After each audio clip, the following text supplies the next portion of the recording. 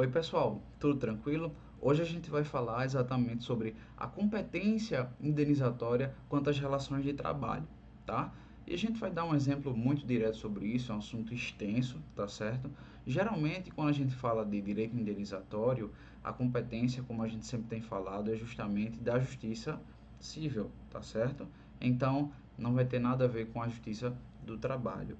Mas quando a gente fala de relações de trabalho, e aí entra o próprio empregado, um trabalhador avulso, né, um empregado doméstico.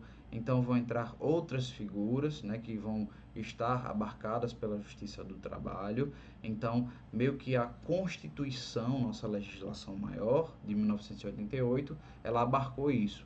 Vamos fazer uma leitura no artigo 114, tá certo? E justamente o inciso de número 6 da nossa Constituição Federal de 1988.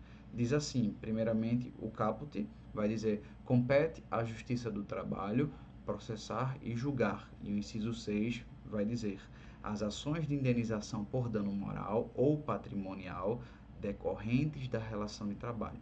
Então imaginem, por exemplo, uma situação em que um determinado empregado ele trabalha numa empresa e ali com a anuência da empresa, tá certo? Do dono da empresa, enfim, dos funcionários, ele ali é humilhado todos os dias, ele sofre um constrangimento psicológico, uma pressão imensa, e ali ele quer pleitear uma indenização por danos morais, certo? Ou seja, causou imenso sofrimento psicológico, a gente pensa logo no dano moral, não é uma coisa visível, né? É uma questão de esfera íntima, interna.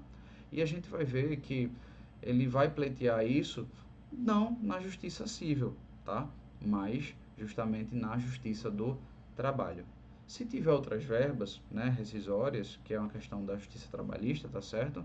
13º, hora extra, enfim, ele vai pleitear juntamente também, tá? Na mesma ação. Vai justamente pleitear suas verbas e também a indenização por danos morais que ele acredita ter direito, tá certo? Então, a Constituição ela deixa bem claro esta competência quando ela for decorrente das relações de trabalho. Lembrando que a prestação de serviços do direito civil, do Código Civil, certo? Ela não está incluída na competência da Justiça Trabalhista, tá bem? Aí realmente na prestação de serviços caberia uma indenização por dano moral, neste caso, tá certo? Perante a Justiça Civil, tá bom? Na esfera civil, não na esfera trabalhista, tá?